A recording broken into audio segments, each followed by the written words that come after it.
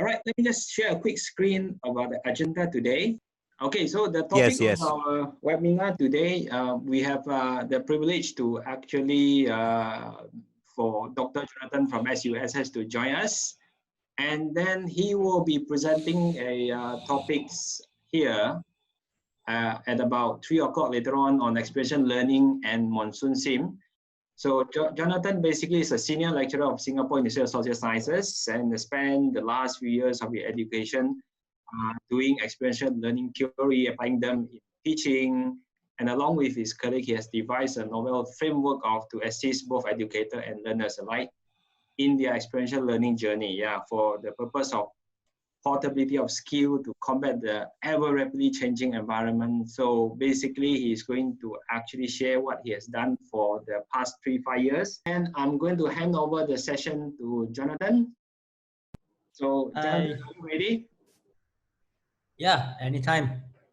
Okay, I'm going to share my screen. There's a PowerPoint presentation that I'm going to use, which is a little bit of an irony because experiential learning isn't really about PowerPoint presentations, right?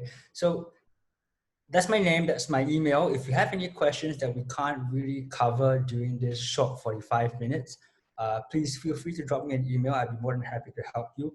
I'm here to talk about experiential learning and a bit of MonsoonSIM. Now, I have to apologize to FD and Alex that the section on MonsoonSIM is going to be very minimal, and I will explain why this is so. So it's not so much that it's not important, but the entire principle behind experiential learning is far more important than any platform you could use.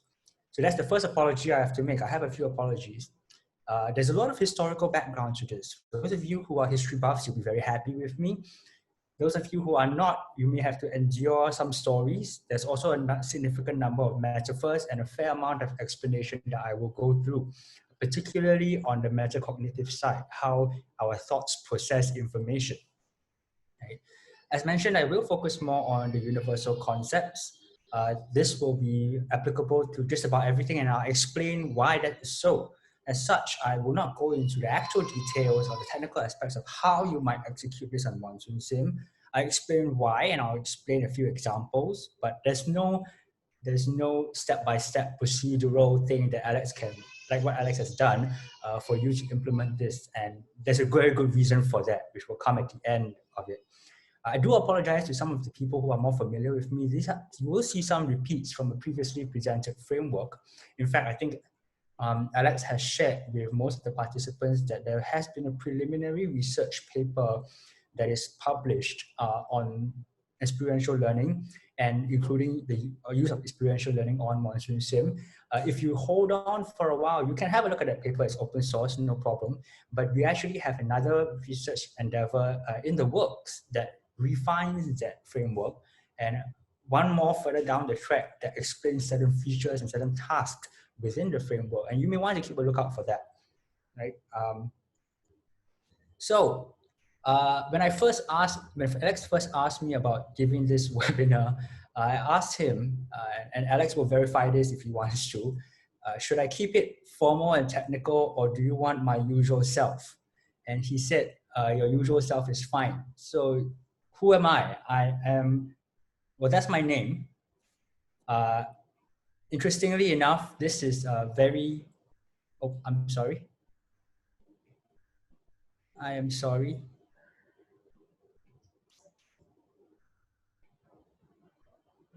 Just give me a second. I think my PowerPoint presentation just closed.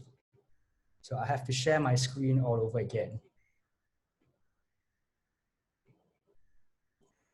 There you go. Okay. Is it working fine, Alex? Yes, that's good.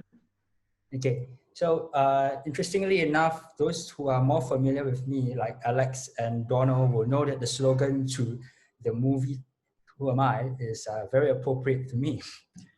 Fight now and ask questions later. But who am I really? I'm trained as an engineer. I'm a tribologist. I deal with lubrication. It falls under both chemical, biomechanical, and mechanical engineering. I've been a MonsoonSIM certified trainer since 2014, and we've been running games for SUSS all this time, both as part of the MonsoonSIM Young Challenge, as well as for student selections. It's a very strange use for the platform. I'm an educator at SUSS. I've been here for 7 years. I'm also a sports person and a trainer, certified trainer for a number of sports. I'm a parent. I have 2 kids running around at home behind me right now. So if you see any screaming, I do apologize. I assure you it is not intentional. Please bear with me in the process. I am a dabbler. I am what I call a dabbler because in my free time, I do a great number of things. I draw, I play a number of musical instruments. I do, aside from my specialized sport, I do a number of other sports as well. And I like to keep myself what we call versatile, because I find the more I find that I dabble in my primary role as educator and experiential learning, the more I find that this experiential learning thing enables me to pick up other things as well. So we have this thing about portability that we've mentioned for a long while. And the issue about portability. Now, to most of my students, I look more like this than the previous picture. And really, so what am I doing here?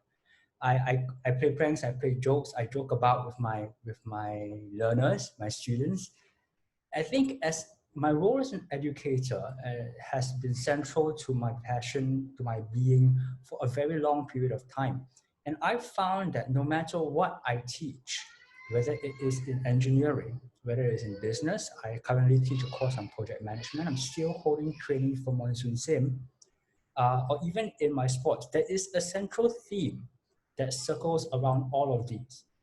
And in this theme is also shown the failures of our educational system. So with that, let's first look at what we normally see in a classroom. This is a common teaching process that you see, right? You enter the classroom, the teacher elaborates or narrates the theories. This is Newton's law, this is Kurtz's law, Morse's law, this is the law of diminishing marginal returns, and so on. And there's usually an exercise that has been curated. The student attempts it, and sometimes he obtains an erroneous output. You fail on a test, you fail in an exam. Oh, look, you made a mistake. And that's not surprising because it's the first time you're doing it. And the teacher then shows the theory to detect where the mistake was. Well, what did you assume wrongly? You should have put in this parameter instead of another one, or you have applied the wrong theory, right? Then the student attempts that again and redoes, and hopefully you get the desired output. Otherwise, you repeat from point 3 again. Now, this has been our education system for a number of decades. It is straightforward, it is efficient, it is very polished, but there are problems with it. And we're seeing these problems now. Right? The first problem we have is that this educational system, this method of teaching, does not do very well when you talk about variation. You're very good at giving idealized scenarios. We're very good. Take physics, for example. You ignore air resistance, you ignore friction, you ignore a lot of things. And you come up with idealized scenario. But once you include this, how do you account for them? You use safety factors. Are they accurate? Not always. That in turn has influenced how teachers teach and how we impart information. It is largely one directional nowadays. It's much like this lecture, right? You guys are just listening to me. But have you applied experiential learning? We don't know. Maybe you have, maybe you haven't. At least for the past 5 minutes, you've been listening to me. And so it's partially one directional, or even the other way if the student gives an input to the teacher. Right? So the mode and the type assessment in a one directional linear kind of teaching style is also influenced by this lack of variation. The learning process is highly reductionist as a result. Here's something that I find so crucial in today's environment, that we have to be multidisciplinary educated. We have to be generalists as well as a specialist. Right? You can't know everything, but you have to know a bit of almost everything in order for you to function. And if you look at the World Economic Forum on the report of the future of jobs, this is what they're advocating. They're looking for generalists, people who can connect multidisciplines together. More than 2, more than 3, and you see the connections between them. But because we've stuck in this specialized education system for so long, math teachers are not able to teach physics. Engineers are not able to teach social sciences. Why would an engineer need social sciences? This is strange. This is a strange question to me because engineering is about society. It's about creating spaces. How do I not know about social sciences if I'm going to create a space for someone to live in? So I need to know these things. Actually, we are not equipped for this. There's no discipline that allows you. Universities offer double majors. Are double majors enough? I highly doubt so. We're seeing that in the industry nowadays. And then we reach the real problem. Okay, can something even be taught? Again, from World Economic Forum's future report, the future of jobs, you'll see a lot of skills that universities or institutes of higher education, higher learning, or even junior colleges or secondary schools or primary schools, elementary schools, they are trying to teach emotional quotient, interpersonal relations, like negotiation. Can you teach these things? Is there a formula to them? Hardly. There's so many variations that you need to be able to pick them up and then evolve along the way. Now that sounds a lot like MonsoonSIM, right? You have to pick up these variations, evolve along the way. But you come into a second problem then, because not only do you have to pick up all these things, the pace of learning does not match the pace of the world. Our speed and the frequency of society's demands are changing, right? A couple of weeks ago, there was this big hoo-ha about TikTok. Right? TikTok is now being banned from a couple of US things. Huawei is being banned from US and so on and so forth. Demands are changing, but just a few months ago, Huawei was slated to set up the 5G network. So what's going on? Right? Things are changing way too fast. Not only that, the rate of expansion of knowledge and domains is changing as well. Early days of sciences, it took us 50 years, 20 years to crystallize Newton's laws. I think in 2016, we just redefined the kilogram. Now, what that means isn't that we all become a lot lighter, but that our basis of definition for the kilogram instead of a weight that is stored in some historic museum somewhere, now it's being defined at the atomic level. So all our understandings about mass, about weight, have to change, have to evolve. Now try changing that to someone who's been taught physics for the last 20 years. He is going to have a mind-blowing experience. How is he going to adapt to that? The sheer fact of it is that we can't keep up. We're doing so many things at the same time. Right? Here is where we need to evolve. But how? And I'm going to propose that the easiest way, it's not, doesn't mean that it's hard. It's not easy, it's actually quite hard, but it's one of the easiest ways, is to look at the concept and the principle behind experiential learning. Here's a quote by Confucius that a lot of experiential learners like to start with, right? I hear and I forget, I see and remember, I do and I understand. And I have bad news for you guys. This is not spoken by Confucius. This is wrongly attributed to Confucius. This is actually a quote that comes from Shun Kuang, who is also known as Master Shun. And he's a great influence to Confucius. And what he actually said is this whole series of things that I'm not really going to read out. But he recognizes in principle that participating in something at a deeper level, the deeper you go, reveals more information for your own learning. So listening, then seeing, then knowing, then doing. And we can do something ideally perfectly. Then can you say to have fully learned it? The idea here is not that you must do to learn, and I'll get back to that in a while, but that every involvement, every increased level of involvement in a scenario will give you more information for you to learn with. This has been translated by many other theorists. And I like to use Kolb's experiential learning model because it's the only one with the cycle. The rest go with spirals, right? The spiral is actually a repeated cycle, but that's fine, right? So if we use Kolb's experiential learning model, we have a concrete experience, a reflective observation, abstract conceptualization, active experimentation.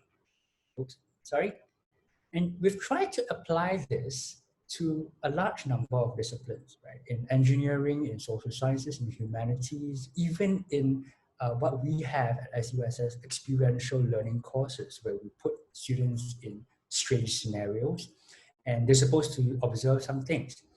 Right? So you have an experience, you observe something out of it, you try to conceptualize a relationship, and then you experiment with that relationship. Here's the problem. When we take this model and we just plonk it on our current curriculum, it doesn't work. Let me show you how.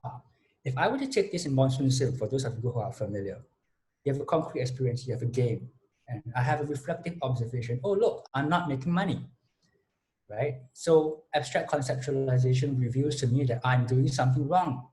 I should be making money. And active experimentation means let's try something else. And that trying something else leads to a concrete experience. And oh, look, I'm not making money still. Right? It's not working. If I were to put this in a humanities context, okay, I have a concrete experience. I look at this demographic of people, I observe their culture. And instead of eating with forks and spoons, they eat with hands. Reflective observation reveals to me that they have a different mode of ingestion. Abstract conceptualization might reveal to me that they do not have a concept of sanitization. That's why they eat with hands. Active experimentation reveals that sanitization is indeed not present, because when I eat with my hands, I fall sick. And the concrete experience is that I fall sick. This doesn't lead us anywhere. So in dealing with this, what we've actually done is to condense where experiential learning has failed as well and crystallize it into a particular framework, enabling a learner to go through his or her own metacognitive processes and discover how they are learning, why they are learning what they are learning, and beat that from scratch. Okay? I'm going to repeat that. We're going to give the learner a process by which they can observe what they are learning, why they learn that specific trait of what they are learning, how they can oppose that trait of learning, and then recreate the entire experience or the entire conceptualization from ground up. So you're basically building a sandcastle, you're tearing it down, and you're building a sandcastle again, you're tearing it down until you reach a proper castle with proper stone. And this is iterative, it goes on forever, right? And here's some good news, that it's not as difficult as it sounds, in the sense that once this concept is internalized, you can apply it to everything. But it is difficult to internalize in the first place. We have already internalized a lot of them. We actually have skill sets that are extremely versatile, and we use them every day, right? Most of you are using smartphones. Some of you can switch between Android and iPhone. Most of you are, or some of you are sportsmen as well, sportswomen as well. You play more than one sport. You don't just run, you play football, you play basketball, and so on. And you can switch between ball games, right? People who play basketball tend to be very good at other ball games that require your hand, or football and futsal, and so on and so forth. Or even music instruments, people who play piano can pick up the violin, can pick up other instruments relatively fast, relatively compared to someone with no experience. These are skill sets that are versatile. And if we're going to look at this in an academic context, then I need to look at historic jobs, because the purpose of education is to make you relevant to society, right? So the same can be said of historic jobs. And let's take a peek at history. This is where history comes in. In history, if you wanted to survive, if you wanted to have an income, you needed to have a trade. You sold a service, you performed a service, you sold a product, you created something. And every trade has a craft or a set of crafts. So we're taking in anthropological concepts here. Every craft, if you dissect it down, has three components. Right? The first component is your object. This is the thing that you manipulate within your craft. You have an objective, which is the end product of manipulation, the thing that you hope to achieve.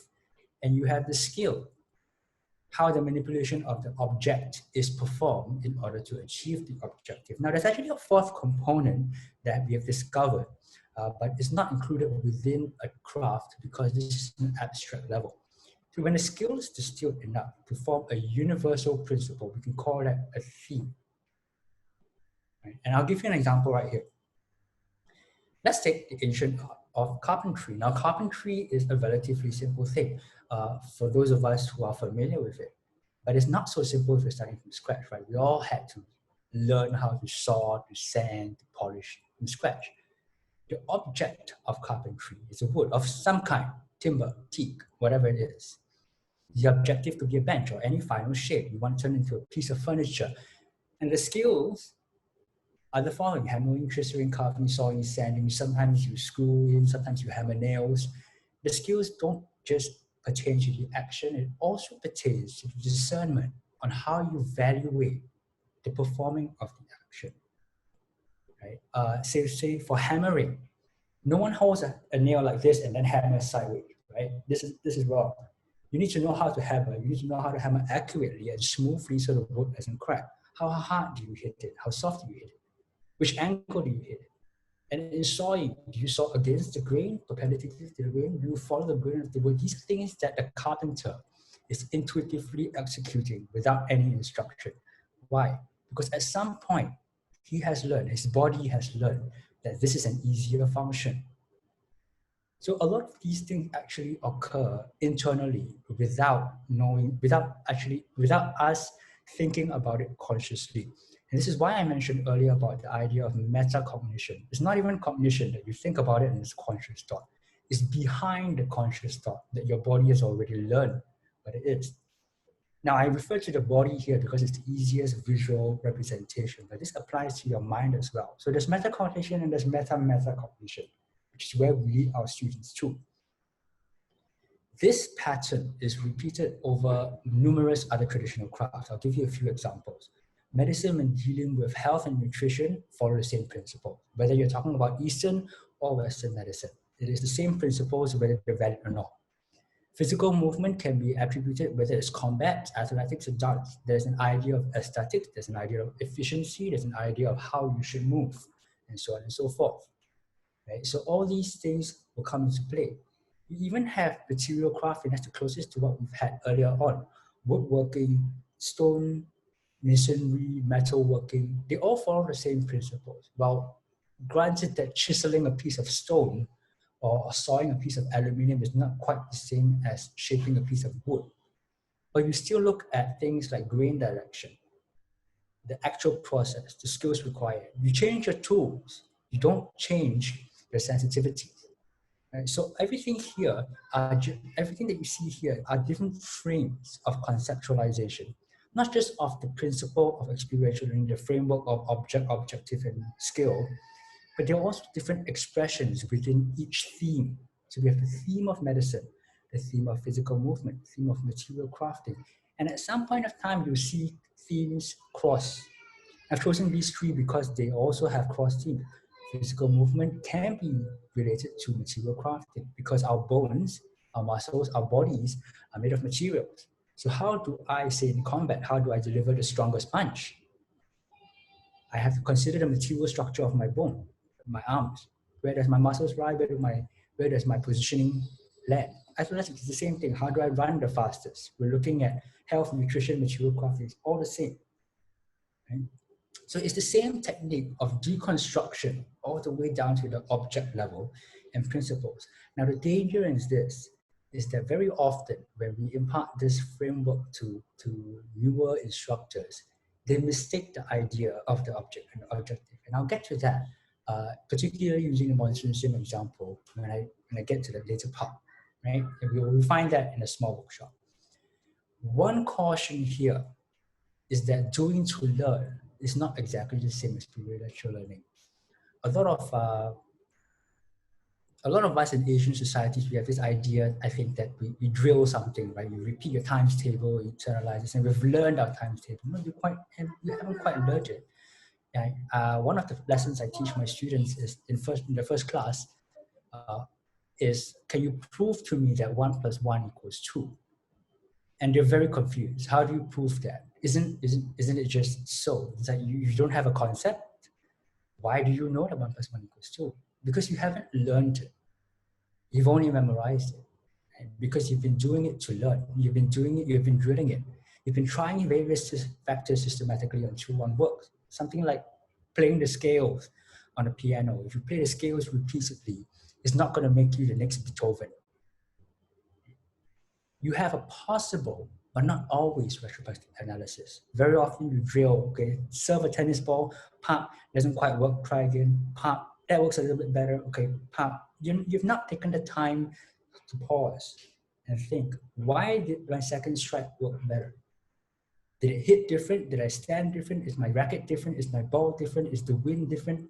So on and so forth. So there's not always a retrospective analysis. And the biggest danger in drilling is that we often do this correlationally, even reductionistically.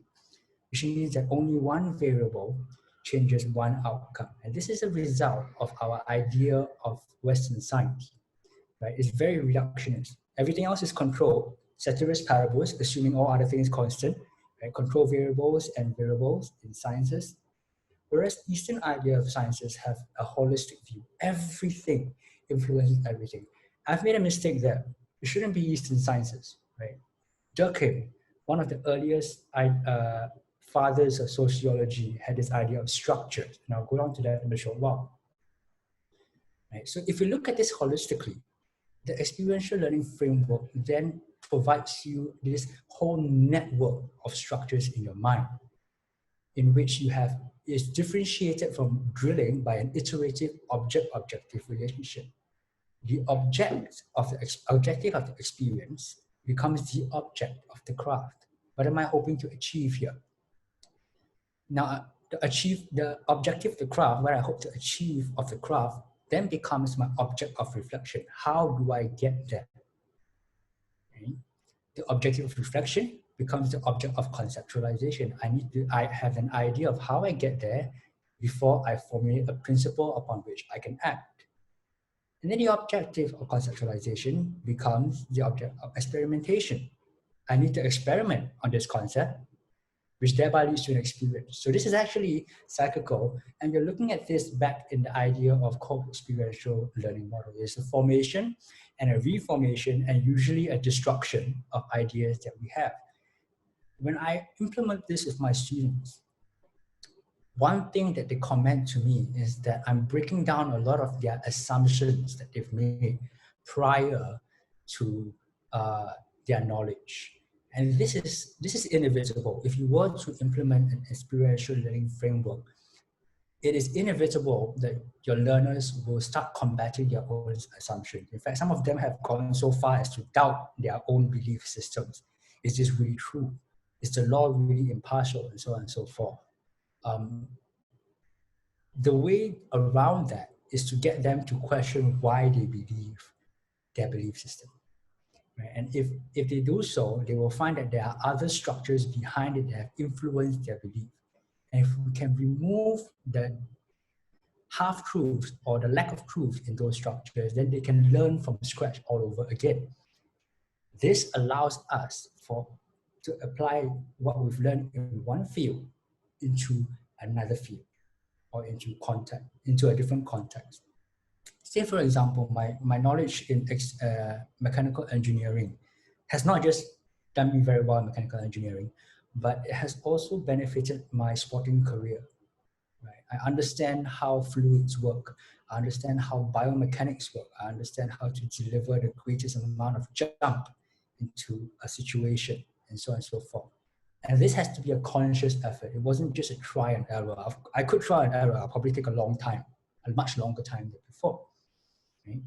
Now, what's the difference between the experiential learning framework and our conventional framework? It's not about the fact that you're learning something from ground up. You can do that. You can learn from founding principles. Rather, it's the roles and the processes that each person takes within each of the frameworks. So remember this earlier on, I put it at the side, the 1 to 5, so you can have a look. Now, if you look at the student and the teacher in the conventional framework, each pair that I'm going to display is one directional. A teacher narrates, a student absorbs. A student attempts, a teacher monitors, right? A teacher corrects and a student listens to correction. Okay, I understand that there's some people putting some stuff in the chat right now. I actually can't see what is appearing on the chat. So if there are questions, right, I'll look at them later and I'll answer them later because mine's on full screen, just to clarify that. Back to that, so it's all in single directional pairs. One person delivers an information, the other one processes it. The other person delivers the information, the first person processes it. And then you repeat this in infinitum, hopefully to achieve something. Now, in the apprenticeship model, which is what historically have been used to impart skills like blacksmithing, the relationship is completely different. And remember, in those days, the master still had to earn a living. So the master doesn't have the time to sit the student down and tell him, you do this step 1 to 5, I'm going to observe you and correct you bit by bit. No, the master performs the craft. I need to churn out my swords, my axes, and so on and so forth, or whatever it is that they do. Right? The apprentice shadows the master and follows him in performing the craft. You assist by preparing the fire. And in the process, the master is going to tell you, no, that's too hard, or that's not hard enough. You observe, my master hits the hammer this way, he holds it with this hand and he strikes it at this angle, at this part of the anvil. Do you actively observe it? Do you consciously take in the information? No, usually not. But you do copy, right? So you emulate via natural mimicry and you start to emulate over and over again. You'll find that I'm doing things exactly the same as a master. Legend has it that one of the early Shaolin Kung Fu masters used to teach his students by hitting them the way that he hoped to teach them how to hit. So if I want to teach you how to punch a certain way, I hit you with that punch first until you see it, until you feel it, and then you naturally emulate it because you've seen it so many times, right? And then you might attempt with supervision. And all this while, the master is still performing the craft. At best, the one directional relationship comes in at the last part, where a student has to ask something and the master has to supervise it explicitly. Now, the difference here is not just in the mode of instruction or the kind of information that is transferred, but it is relational. Apprentices live with the master. You literally shadow the master for 24 hours a day. You follow them on everything they do, right? Here's an interesting story. One of the early swords in the medieval ages was found to be resistant to rust, right? This guy had accidentally created stainless steel. And the reason was very strange. He never knew why. Everyone thought that it was because he found a certain kind of rock, or he had a certain kind of hammer, or a certain kind of anvil, a certain kind of firewood. Right? None of these were true. Incidentally, this guy discovered stainless steel because he was a drunkard. And he had a habit of spraying wine or vinegar in those days into the air and dousing his sword in the mist in front of him. This created a natural cooling effect, and it cooled it so rapidly that the carbon atoms that were floating around in his very, very, very messy workshop absorbed into the surface of the sword. We know this because we study metallurgy retrospectively. But this tradition carried on for about 15 generations of blacksmithing. And his apprentices were the only ones who could make this stainless steel. Did they know why? They didn't. Right? We were looking at this from a very scientific point of view. But they were able to reproduce it because they were all drunkards as well. They all became drunkards eventually. Right? You want to become like the master, you behave like the master. And so on and so forth. Is this possible in our day? I would be very scared if a student of mine were to shadow me for 24 hours a day, 7 days a week. That would be borderline creepy. But there are ways to do it, right? Before I get there, here's a comparison between the two. So we've already gone through this, a brief summary about everything that we've done so far. We've seen that modern education systems have their advantages. It is direct, it is straightforward, it is quick, concise, correlational. We pick up things very fast. But we're not prepared for variations. We're not prepared for porting of the same skills to other disciplines. We're not prepared to apply certain concepts into another. And we're discovering that today in industries because we're seeing sociological concepts or biological concepts being pulled into business practices. And this is not new. Right? Sun Tzu's Art of War was a military manual that has been used for best business practices for decades now. And no one realizes that we're looking at a military manual. Why? We're not aware of the fact that we're putting in another discipline. We're so caught in our idea that each discipline belongs in its own silo. Now, if we go to learning through apprenticeship, it's a much lengthier, drawn-out process. It is very tiring. And I will disclaim this to all of you. If you're going to do this, you've got to be prepared to put in a lot of time and effort into your students because it is extremely tiring. You have a lot of practice. You sometimes come have a theory later or simultaneously. But I found that the students that learn in this process are able to adapt to changing scenarios. In fact, Alex is given a run through of the MonsoonSIM system and the various parameters that we can play around with.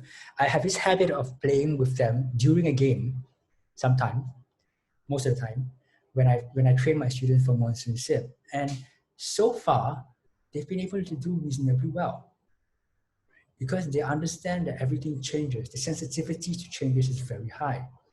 And they understand the reason for the change, the structures behind them, they are then able to change once more. Right? So if this is the objective in the long run, in a VUCA world, you want your students, your learners, your graduates to be able to adapt to any possible scenario. This is probably a better way to do it. Now, where does this fit into Cope's experiential learning model? It's still, from my description that you've had earlier on, you'll find it's still the same, right? We still have concrete experience, we still think about it, we conceptualize a relationship, and then we have active experimentation. So these thoughts still go through. Where the new framework provides an advantage is now if you are able to crystallize an object on which the experience is centered around, then you can concentrate on the relationships between the constituents, the object, the objective, and the skill, rather than giving random reflection. Okay, and I have to give a very embarrassing example, because this is first of all, it's hilarious, but it is very reflective of what most students do. We've sent a bunch of students to Korea before, and the idea was to learn about the social hierarchy and how it affects suicide rate, right? Korea has a significant amount of suicide rate. Right? We sent the students there. They came back, we asked them to provide reflection and said, oh, Korea, the guys are really good looking. That's my reflection, my observation. Right? It must be something that they're doing for the guys to be really good looking. Right? Or the kimchi is really nice, because probably that's because it's the source of kimchi. It originated from there. So it has to be really nice. Right? That's my observation.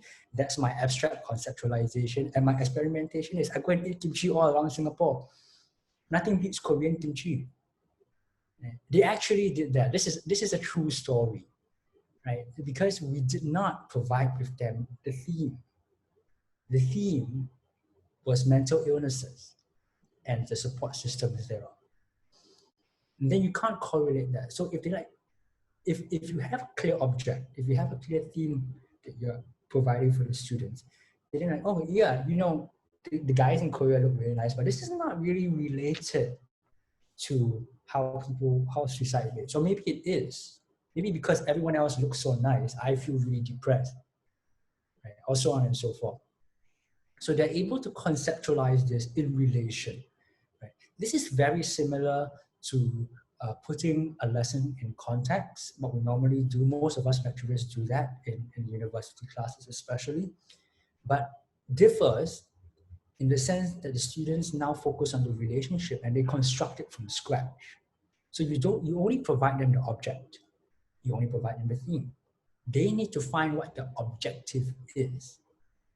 So where does MonsoonSIM come in, right? Now we're getting to the question. Why bother with experiential learning in the first place? And where does MonsoonSIM come in? The two last questions that I have to present. If it's so valuable, and what makes it so valuable if it's difficult to execute? This sounds like a lot of hassle. Why can't we do education the way we always have? Well, remember I mentioned earlier about problem number 2. This entire system gets rid of problem number 2 entirely. I would be so bold as to say that. Because if you have someone who's constantly adapting, constantly evolving, you're like well, for lack of a better practical, real example, you're like the COVID-19 virus. Right? You're constantly evolving. No vaccine can catch you. Hopefully that doesn't happen. Right? We all hope for a vaccine. But if you are like that, if you're as fast as that, then you'll always be ahead of the biological curve as a virus. You'll be ahead of the intellectual curve as an intelligent species. So this gets rid of this problem altogether. But more importantly, it allows us to learn from various disciplines from ground up with very little difficulty. the contemplative, reflective process is insufficient. You can't just have someone sit there, be melancholy, and philosophize about things. Right? The philosophers of old, sadly, stayed in their caves with shadows on walls, and they remain there to this day. We cannot. We need to be able to identify the constituents and structures surrounding the context. Now, those of you who are interested in the idea of structures, this is a concept by Durkheim, Emile Durkheim, a father of sociology, that postulated that all human behaviors are influenced by your surrounding, whether it is your family background, your income level, your society that you're brought up in, your geographical location, and so on and so forth. These all constitute as structures. Right? Most of his publications, because it was so long ago, right, are free on the internet. You will find various books about him. Durkheim. He's one of my favorite academic authors. But more importantly than identifying the structures, you must be able to deconstruct the relationship and then reform them in different contexts. If I'm going to learn different martial arts, I'm going to learn different sports, I need to reduce it down to all of these little objects and see what the relationship is, and then reconstruct these little objects into the specified relationship all over again. This enables me to cultivate a skill at a much broader level. Rather than learning one, I actually learn universally. It takes a longer time, but I don't have to learn so many things in the future. And it also allows for porting of similar skills to a different context. But besides that, we've also made some observations which we've published about the use of this framework. We've seen students, we've seen learners change the entire paradigm, mental paradigms in their learning. Right? They are aware of the structures that influence any scenario behavior, but that's just the surface. That's only the most basic function of this framework. They can foresee when this behavior will occur. And this was very funny because we were out one night. I took the students out on one of the overseas trips. And then one guy was like, this is gonna happen at some point of time. And that event really happened.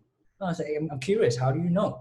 Well, if you look at the pattern throughout, you're able to deconstruct a person's behavior, what he or she has in mind, and then eventually that's going to happen. Right? It just took 10 days. 10 days with this group. And this guy can do it. Right? So this is interesting. But they are also more aware of their own assumptions and biases in their thought process. We've all been influenced by our backgrounds, whether it's religion, family, socio-economic status. We have these assumptions that are not always made aware. And when we combat these assumptions, then we begin to learn things from ground up. They are better able to reflect, construct the experiments, and reconceptualize relationships within various contexts, no longer staying within their little context themselves. Right? So when both these attributes are deployed in tandem, you find that the student can adapt very rapidly.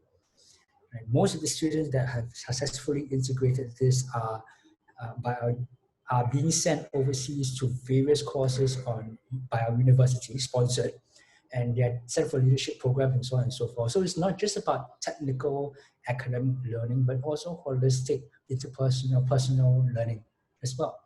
This effectively gives them a mental framework to prepare for a volatile, uncertain, chaotic, and ambiguous world where nothing can be predicted, because you're not predicting things. You're being very sensitive to changes and adapting continuously rather than, say, calling on a stock price, right? Right, where does MonsoonSIM come into the picture? Now, MonsoonSIM is very useful in this sense because you can play around with a lot of features, right? Before we get there, let's have a little bit of an exercise. Come back to this. If you recall this framework, most of us think of running a business like what we have in MonsoonSIM, the object being the market, right? And your object is something, and you need a number of set of skills. Let's narrow this down to a particular context. Usually we think of the object as money. We want to make a profit. And the objective is to maximize profit, right? Who doesn't want that? And the skills to do that, very commonly, we think of them as marketing.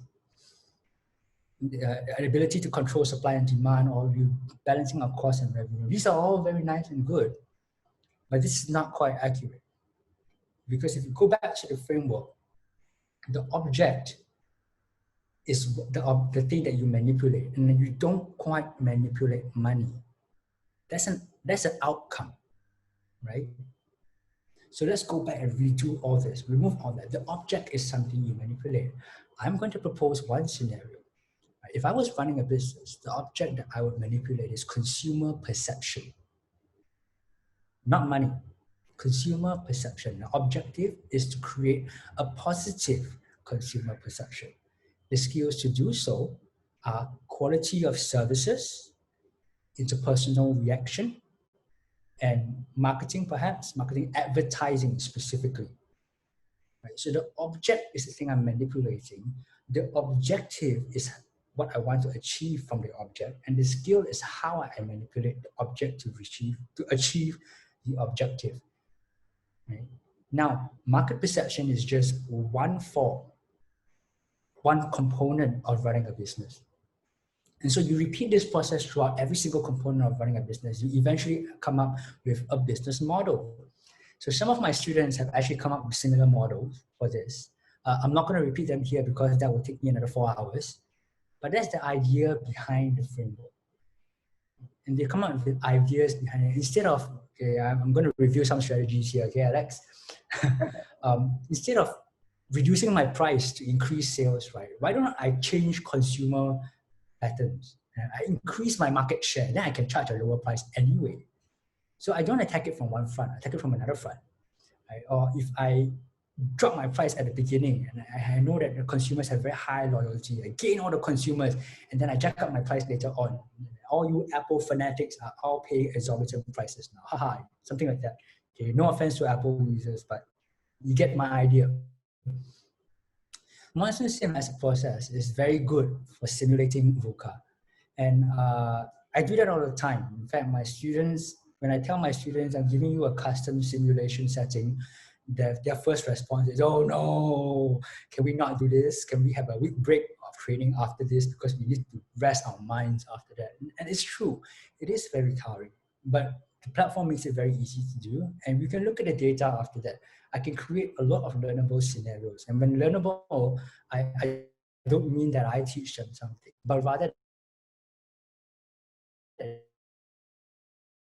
they have in mind. Does not change the consumer loyalty or maybe the demand for the product. I say, why don't you try it out? Let me create something for you, and then you can test it, and then you tell me, because I don't know the algorithm behind these things, but you can test it and you can tell me, and you gain a better understanding of the process. Right? I only provide a very measured amount of guidance because I don't want to handhold that. My idea, and this goes back to my first slide about my passion for education, is that the student must be taught or must eventually surpass the master. If a student only reaches the master's level, that's not a good master. A real master must be able to let the student surpass him or her, and they prepare for a new world after that. Can we return to the traditional apprenticeship model for education? I'm sorry, folks, we can't. We can't. Not completely. One of the comments in the chat earlier on mentioned that you could use both models for education, and that's a very good idea. You can use both models for education. But in the process of learning about this model, you can cultivate new learning habits and approaches to failure. Most of us think of failure as a dead end, right? Off the cliff. Alex, I know I'm running out of time. Give me 2 minutes or 1 minute, finish it. Okay, no problem. New approaches to failure, instead of failure being the end of a dead end of a cliff, you recycle that information and provide it again, and you experiment again. Right? You can teach theoretical processes in an experiential way. There's a very famous video about a physics lecturer teaching the idea of conservation of energy by holding a bowling ball there and letting it swing like a pendulum back and forth, and the bowling ball which is here because it never hits his face, right? So it's like so close. Can you do that? Can you present something like that to give a more idea? But you also change the perceptions of skills and tasks, and this is not new. If you look at the finance industry, if you look at banking, they've looked for not just people in finance and banking degrees, but a lot of banking, high-end banking firms look for, surprise, engineers, right? If you look at the career fair in NUS, in one of our local universities, Barclays, right, Citibank, they specifically look for engineers, which is very strange. Engineers are known to be notorious for dealing with money. We don't handle money very well. Why do you look for engineers? And when I've asked one of them, he said, because engineers are trained to be problem solvers. We give you a problem, we give you the context, you find a solution. And we need that. When we change the perceptions of the skills and the tasks that we have, I'm no longer an engineer, I'm a problem solver. Then suddenly you see there's a lot of things you can do. And students need that. Students need to see that in themselves. Okay? We can then inculcate a pattern of iterative reflection and questioning of assumptions. I believe this, but why do I believe it? Is that accurate? Is my assumption accurate? And then I go back and I revise my belief.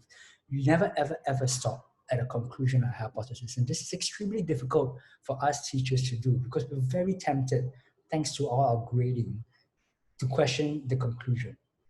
But if you question the assumptions, the students tend to learn a lot faster. Right? So I'm ending this with a few disclaimers and warnings. People are not going to like it. My students are divided. 50% of them love it because they learn a lot. 50% of them absolutely hate it, and they hate me as a result because it is difficult. It is extremely difficult for them to change their mindset. Right? So if you're going to do this, be prepared for a significant population of your students to hate you. It will not be easy, neither for me or for my students, but it's a journey worth taking. And the last one is there's some strange irony in me giving this talk because this is linear, right? This is not experiential. I'm giving you a talk on experiential learning. Shouldn't you be experiencing experiential learning? And with that, I invite you to join me on this journey as an experiential educator, and I'd be happy to look at whatever you have and provide some insights to anything you wish. Right? Thank you, Alex. I'm sorry I overshot by a short time. Back to you.